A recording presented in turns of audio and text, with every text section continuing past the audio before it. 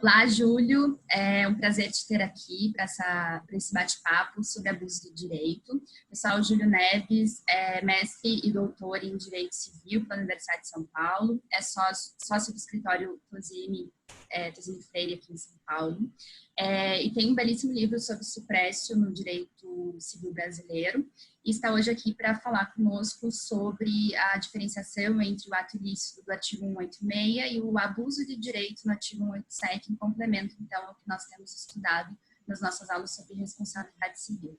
Júlio, é um grande prazer te ter aqui, eu agradeço pela disponibilidade do teu tempo, eu sei que é bastante corrido, para falar um pouco sobre esse tema que você estudou a fundo na sua dissertação de mestrado, e eu já passo a bola para você, te perguntando se você poderia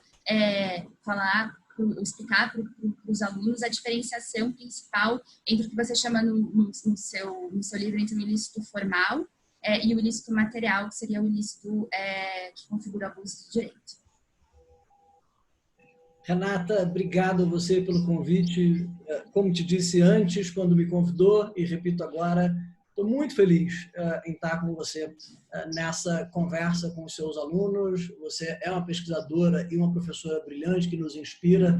Dividir espaço com vocês é sempre um verniz importante na nossa formação, na formação de todo civilista. Indo direto ao teu ponto, essa diferenciação entre o ilícito formal e o ilícito material, ou alguns dirão funcional, ela está bem na base do que foi a minha pesquisa em sede de mestrado, que resultou no livro da Suprécio. E não foi para mim, mesmo naquele ponto, uma diferenciação simples. De modo que eu acho que os alunos da graduação, via de regra, carecem um pouco dessa reflexão. Acho que é um ponto importante a traçar. O ilícito formal é talvez o ilícito mais intuitivo daquele que pensa no ordenamento jurídico. O nosso estado natural em um estado de direito é um estado de liberdade de ação, liberdade de movimento, liberdade de autodeterminação, mas é claro que, deparado com o ordenamento, eu tenho limitações para essa minha ação. Então, se em tese eu poderia fazer A, mas o ordenamento me diz, não faça A, faça menos A, é claro, eu não posso infringir aquela norma, eu não posso infringir aquele comando direto do ordenamento. Esse é o ilícito dito formal. Eu olho para um comando, ele pode ter origens as mais variadas, mas eu olho para um comando e eu o contrario frontalmente. Eu ajo no campo do não direito, eu ajo no campo da contrariedade, do enfrentamento, da subversão do que é o comando do ordenamento. Eu violo um dever que me é pré-existente à minha conduta. E esse é o jeito, talvez, mais seguro de enfrentar o fenômeno da ilicitude, porque ele tem regras muito claras. O direito precisa se fazer claro no seu comando para que possa ser com segurança seguido. De modo que é muito desejável que nós tenhamos um amplo espectro de normas que desengatilhem respostas por meio de constatações de ilícitos formais. É claro que o ordenamento nunca vai estar pronto, nunca é uma obra acabada, de modo que, com o passar do tempo, eu percebo que aqueles comandos, aquelas regras, aqueles deveres claramente estabelecidos, pré-existentes, talvez não sejam suficientes para entender os interesses, atender aos interesses sociais. Então, o que eu faço por meio do legislador, amplio essa roda de restrições, amplio essa roda de comandos diretos, de análise objetivas de condutas das partes, para que eu tenha segurança no meu proceder. Nós temos aqui no ilícito formal uma escolha do nosso ordenamento, e ela está positivada no 186 do Código Civil, que é o ilícito, como regra, demandar não só uma análise objetiva, factual, da contrariedade da conduta frente à norma, mas também um filtro subjetivo, que é a culpa, que vai me levar à imputabilidade daquele ilícito. Esse é o primeiro bloco. Nós aprendemos, no entanto, a duras penas, que só isso não era suficiente. Existe um recorte específico, e aqui eu não estou falando só de contrariedade a um comando, é um recorte ainda mais especial. de um sujeito, de alguém, de uma pessoa titular de uma determinada posição jurídica, titular de um direito, dona, entre aspas, de um direito, e que, nada obstante, seguisse à risca da letra do que é a descrição daquele direito no ordenamento, causasse uma perplexidade social com a sua conduta.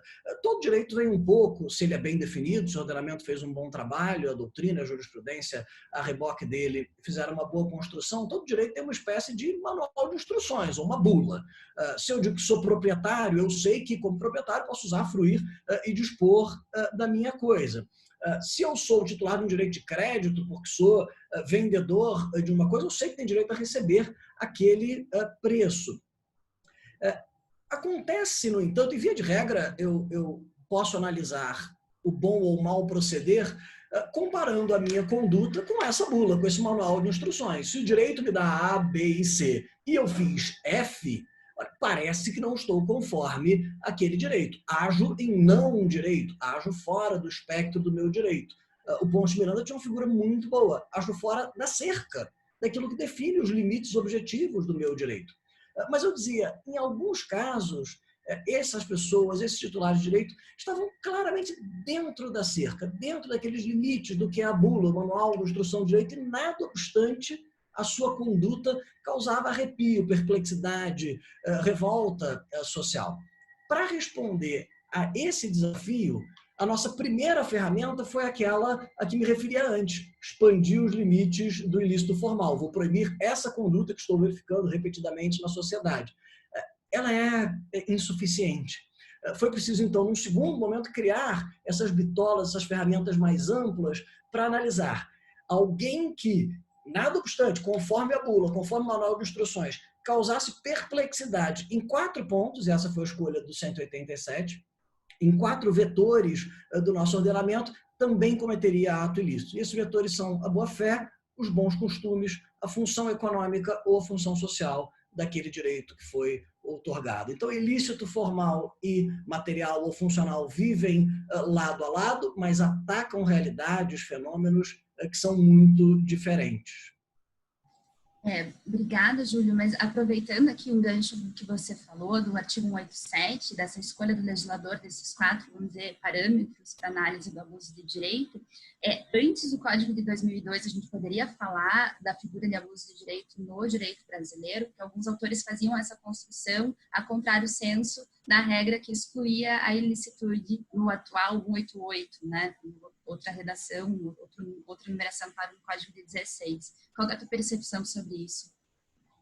O abuso de direito como figura autônoma, ele tem um desenvolvimento com alguma fluidez, é natural, nos diversos ordenamentos, que a gente constate o abuso de direito mais como um mosaico, juntando pequeninos cacos da legislação para constatar que ali havia algo maior do que aquelas disposições avulsas, do que já vê-lo pronto, uma obra consolidada. O 187 ele não saiu do vácuo, certamente não.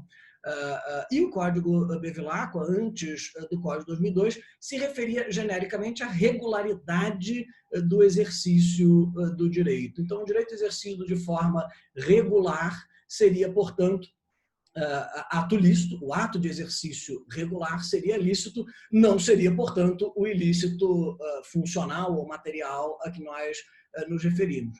Essa era uma referência lacônica, menos arraigada, menos enraizada na nossa tradição jurídica, quando se fala de boa-fé, bons costumes, função econômica, função social, mais em boa-fé, bons costumes, menos certamente em função econômica, função social, a gente olha para uma longa história vivida pelo direito brasileiro, com camadas de evolução histórica, então eu consigo me socorrer de construções. Regularidade é um termo leigo, não tem significado jurídico, não tem uma carga dogmática própria. Então, era uma linguagem possível, certamente foi um primeiro e importante passo para a construção da figura do direito brasileiro, e ela decola para aterrissar depois no artigo 187 com uma sofisticação muito maior.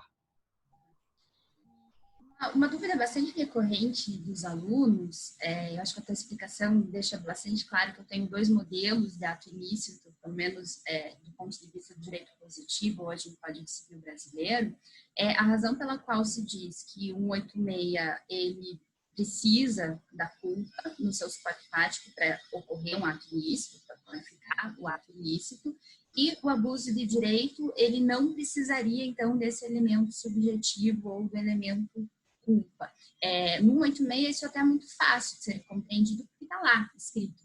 Mas o 187, ele não fala que não precisa da culpa, mas tampouco faz menção à culpa, né? Embora a doutrina seja bastante uniforme nesse sentido, tem até enunciado das jornadas de direito civil a esse propósito, mas se você pudesse, então, explicar um pouco como é que nós chegamos, então, numa responsabilidade sem culpa pelo abuso de direito. Essa foi uma boa escolha do legislador brasileiro, talvez nisso já repouse um ponto importante. É uma escolha normativa, não é absolutamente um imperativo dogmático que o ilícito material ou funcional dependa ou prescinda de um filtro subjetivo ou dependa de uma qualificação objetiva para responsabilização. Mas essa escolha, nada obstante seja apenas um dos caminhos possíveis, certamente é o caminho que o nosso legislador perseguiu. Não há dúvida a propósito dessa evolução. Eu me referia há pouco ao fato de que a tutela de ilícitos materiais ela surge normalmente como um pouco uma construção a partir de um mosaico, passo a passo, construções teóricas que vão se somando para encontrar o melhor caminho para responder essa situação de perplexidade, de dizer a quem tem direito que vai contra o direito quando exerce, na literalidade da sua bula, a posição que tinha. E uma influência muito importante veio da Alemanha, nesse ponto, que é ponto de pesquisa muito caro a você, ordenamento de pesquisa muito caro a você. Os alemães tiveram um mérito enorme de romper com uma tradição muito insossa da França e da Itália em matéria de boa-fé. França e Itália usavam seus respectivos artigos de tutela de boa-fé, presentes desde a primeira versão do Code, desde a primeira versão do Codit, apenas para confirmar o vínculo obrigacional, como uma baliza interpretativa, mas em matéria de criação de deveres, paupérrimo, de fato, só confirmando o vínculo obrigacional, quase como um laçarote ali, argumentativo, sem vida autônoma. Os alemães já tinham, mesmo antes do BGB, uma tradição muito forte de recurso a melhores práticas, a tutela da geração de legítima confiança na prática comercial. Quando entra em vigor o BGB, tem um primeiro momento de perplexidade diante de um código tão forte quanto era o código alemão, mas rapidamente aquela tradição é retomada. E os juristas alemães começam a olhar para o código para saber, bom, agora que tenho esse diploma, onde é que eu ancoro essa nossa tradição? Não nos parece que o diploma tenha rompido com a tradição que construímos, mas onde ela está agora? E não parecia ao espírito alemão, como não deve parecer a nenhum espírito que se pretenda técnico, científico na análise do direito, que se poderia prescindir de um assento normativo, de um referencial normativo para manter aquela tradição viva. Os alemães flertaram com algumas soluções. Vedação à chicana, por um lado, violação a bons costumes, por outro, mas esses artigos eles tinham dificuldades operativas, práticas muito grandes, que pareciam levar a uma piora do estado anterior da jurisprudência alemã. Ora, se exigia que não houvesse nenhuma utilidade que não aquela, nenhuma utilidade ao ato teoricamente abusivo, que não aquela de causar dano à sua contraparte. Ora, havia a necessidade de intencionalidade, me escapou por um segundo, a necessidade que o dano fosse intencional, fosse deliberado. Todos esses são filtros que, ainda que possíveis, têm um efeito de redução do espectro normativo muito grande dessa tutela do ilícito material. Os alemães, então, aterrizaram definitivamente, ancoraram a sua reflexão no 242, na boa-fé, que prescinde do filtro subjetivo da culpa. Do 242 do Código Civil Alemão, do parágrafo 242 do Código Civil Alemão, essa carga, essa construção dogmática já muito amadurecida migra à Grécia, no seu Código Civil, e depois da Grécia a Portugal, e finalmente de Portugal ao Brasil. É um gráfico darwiniano de evolução da figura. Os artigos têm semelhanças muito grandes, pequenos melhoramentos, até que se chega a esse artigo 187. Então, imaginar que o nosso 187, sendo um descendente dessa construção teórica 242, que tem como grande força motriz superar a necessidade de um vínculo subjetivo, imaginar que esse resultado final dependesse de uma análise de culpa é ignorar todo o histórico do legislador. Ainda tem um ponto curioso, mesmo aquela doutrina muito minoritária que ainda cogita de culpa, me parece que, diante da letra do 187, é quase que uma tentativa fútil de trazer de volta o filtro subjetivo. Porque o 187 exige não apenas que haja contrariedade à boa-fé, bons costumes, função econômica ou social, mas que haja manifesta contrariedade, gritante contrariedade. É muito difícil imaginar um cenário de exercício de direito em gritante contrariedade à boa-fé que resistisse a esses filtros subjetivos. Então, estamos em bom terreno, certamente é caso de análise objetiva de conduta. Júlio, já que você falou em evolução desse histórico do artigo 187, e me corrija se eu estou errada, ele me parece que ele é quase que uma cláusula aberta, né? Ele não tem um critério muito definido, ele faz menção a 4 elementos bastante amplos, como, só para pegar um deles, a boa-fé, né? E esses conceitos que são amplos, que foram utilizados pelo legislador de 2002, não só no 187, mas em outras passagens, ele deve ser bem preenchido e quem preenche é doutrina e, em última análise, jurisprudência, né? Eu sei que você fez uma análise bastante, como fazemos sempre suas análises bastante técnica da jurisprudência brasileira sobre a aplicação do abuso de direito, e eu queria saber, assim, olhando os julgados brasileiros, né? Nós temos efetivamente jurisprudência para preencher o artigo 187, ou, ao contrário, já dando talvez uma opinião aqui leiga, né, no assunto, o abuso de direito acaba sendo utilizado em vários julgados apenas de forma retórica. Eu vou concordar com você. Antes, talvez, de comentar a jurisprudência, eu vou fazer uma ressalva de quem vive no foro. A carga de julgados imposta ao Poder Judiciário brasileiro é uma sandice diante da estrutura que se tem. É preciso que se tenha em cada gabinete de juiz, desembargador e ministro, isso se agrava conforme se sobe a escada normativa, é preciso que se tenha uma linha de produção fordista de decisões, só pena de um acúmulo ser enorme. E isso não obstante, nós esperamos, eu estou emprestando aqui Otávio Luiz Rodrigues Júnior, que sempre fala isso, há uma linha de produção fordista e nós esperamos um pensamento renascentista, né? Dedicado, iluminado. É difícil, a tarefa é muito grande. E é verdade que nessa linha de produção, nessa demanda enorme, e some-se a isso a formação, via de regra, desatenta a esse histórico dogmático com o qual nós sofremos nas faculdades, mesmo nas pós, nos cursos de formação. Você cria um caldo para que o recurso a essas cláusulas seja, eu falei um pouco antes, um laçarote retórico, um laçarote argumentativo, quase que uma prova de erudição ou uma prova de modernidade na decisão, mas despida de carga dogmática própria, de conteúdo dogmático próprio. Tem, é claro, do ponto de vista quantitativo, eu diria que abuso de direito sofre mais desse vício do que da virtude do seu bom emprego, bom e excepcional emprego. Mas isso, não obstante, olhado com atenção, e sobretudo a partir do STJ, já existe uma carga de precedente, já existe um corpo de precedente que pode orientar o bom julgador. Então, figuras como o venire contra factum próprio, como o tuquoque, como a suprécio, de que eu me ocupei, viram nesses tribunais pelas mãos de bons civilistas, que também eram bons magistrados, os primeiros desenhos para moldar a jurisprudência como um todo. Basta dizer que o leading case de suprécio no STJ, de 97, falecido ministro Rui Rosado, um leading case absolutamente à frente do seu tempo, mesmo quando se olha para a doutrina brasileira. Então, essa tensão, ainda que na quantidade o judiciário peque pelo recurso meramente retórico que acaba por esvaziar a figura. Se nós peneirarmos bem essa terra, encontraremos algumas boas pepitas ali no caminho para nos orientar na aplicação do Instituto. Obrigada, Júlio.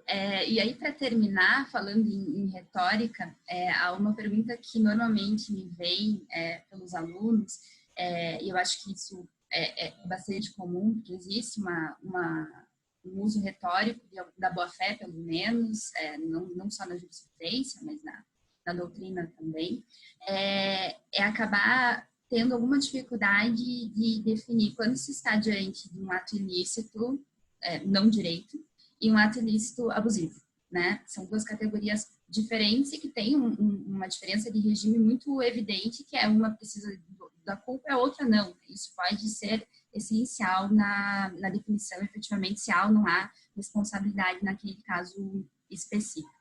E aí, para te dar, gostaria que você falasse sobre duas questões, das duas perguntas que já me foram endereçadas pelos alunos, tá? Quem descumpre o contrato está abusando do seu direito, e quem resolve um contrato sem ter os pressupostos da resolução também está abusando do seu direito resolutivo. Tá? O que te parece essas duas qualificações desses atos como abusos de direito? Certamente não são. E essa é um daqueles caminhos de algum sincretismo conceitual. Sincretismo talvez não seja uma palavra boa, porque sincretismo pode dar bons resultados. É de confusão mesmo, de enevoamento de fronteiras conceituais, que é muito frequente. Eu diria, pode parecer tautológico quase, mas dizer, para constatar um abuso de direito, se pergunte primeiro se a parte tinha o direito de fazer o que fez. Quem não tem direito não pode dele abusar, ninguém abusa daquilo que nunca teve. E tem talvez dois passos que se possa seguir para chegar a essa conclusão. O primeiro é, imaginando qual é o direito exercido, o direito de resolver, por exemplo, um contrato, portanto, direito potestativo, o que precisa, qual é o suporte fático, ou para dizer de maneira bem leve, qual é o checklist exigido pela lei para aquisição daquele direito? O que eu preciso verificar concretamente? A, B, C e D. Se eu não tiquei uma daquelas caixinhas, daquele suporte fático como um todo, eu não terei aquisição do direito, não preciso nem me preocupar sobre exercício regular ou não, o direito jamais foi incorporado. Mas pode ser que eu tenha ticado todas essas caixinhas. E em estendo ticado e constatando que a parte exerce direito, ela não pedala no vácuo, né? Ela pedala sob uma posição que ela de fato incorporou a sua esfera jurídica. Aí eu posso me fazer uma segunda pergunta, que é: esse ato de exercício, que é conforme a bula, conforme o manual de instruções, conforme o direito adquirido, ou não é conforme essa bula? Porque se eu disser que sou proprietário dessa caneta e, por isso, posso invadir a casa do meu vizinho, não existe nenhuma correlação entre a minha conduta, entre o meu direito de propriedade sobre essa caneta e o ato de adentrar a casa do meu vizinho. De modo que, para ter o ilícito material, incorporei esse direito. Pois bem, qual é a lista de prerrogativas que vem com esse direito? Que poderes vêm com esse direito? Qual é a bula, qual é o manual de instruções incorporado ao direito de propriedade dessa caneta? Se a minha conduta está fora disso, já estou no não direito. Se eu satisfizesse essas duas etapas, olha, tiquei todas as caixinhas do suporte fático, incorporei aquela posição jurídica ao meu patrimônio. Estou agindo conforme a bula, conforme o manual de instruções daquele direito, estou literalmente dentro da cerca daquele direito. Apenas aí, nessa etapa última, excepcional, eu posso me perguntar, mas essa conduta é manifestamente contrária à boa-fé, a bons costumes, função econômica ou função social desse direito? Se para essa última pergunta minha resposta for afirmativa, eu terei, então, o ilícito material. Se ela, no entanto, for negativa, eu tenho um ato regular, lícito de exercício do direito. Quem descumpre contrato nunca teve direito de descumprir contrato, pacta sunt servanda. Parece ter saído de moda, mas continua sendo o esteio central do direito dos contratos, das obrigações, talvez, em geral, o cumprimento da sua obrigação, qualquer que seja a sua fonte. Ninguém jamais abusará de direito por descumprir contrato. Se o ato de resolução, como você bem formulou, não atende aos pressupostos, nunca incorporei aquele direito potestativo, não é o caso. Apenas se todos esses itens estiverem indicados, lá no final eu me pergunto sobre a regularidade da conduta e, nesse caso, excepcionalíssimo, eu terei abuso. Ao que os seus alunos podem reagir, Renata, dizendo, mas quase nunca vai acontecer. E se foi isso que algum de vocês pensou ouvindo essa conversa, eu responderia, ótimo, porque é bem por aí. O ilícito material é uma absoluta exceção à regra. A regra, de novo, vou falar uma trivialidade. A regra é quem exerce direito conforme o manual de instruções tem razão e merece proteção. Apenas nesse caso muito extremos, muito patológico, a gente vai colocar o dedo para dizer aqui cruzou-se uma linha importante. Infelizmente, a esse ponto, a esse estágio da evolução do direito civil brasileiro, a gente tem uma ferramenta boa otorgada pelo legislador para fazer esse trabalho. E só para terminar mesmo, agradecendo de novo pela tua presença, talvez um caminho mais seguro de responder essa pergunta, né, que é uma pergunta abstrata, para o concreto, é pensar exatamente nessas figuras parcelares da boa-fé que podem dar um conceito mais concreto do 187, né, para a gente não cair numa vala comum e entender que a boa-fé regularia tudo e que, portanto, o oposto da boa-fé seria sempre um ato abusivo. Júlio, muito obrigado novamente, foi super boa conversar com você, como sempre, poder, agradeço também em nome dos meus alunos, poder nos valermos do seu vasto conhecimento sobre o tema. Muitíssimo obrigada e até a próxima, espero que a gente possa trocar mais figurinhas em uma breve oportunidade. Não faltará oportunidade, Renata. É sempre um prazer enorme estar com você. Eu sou uma satisfação da nossa amizade com aquela da minha enorme admiração pelo teu trabalho, pela tua pesquisa, pela tua contribuição ao direito civil, da qual eu me beneficio e tenho certeza seus alunos se beneficiam ainda mais. Muito obrigado de novo pelo convite. Obrigada. Tchau, tchau.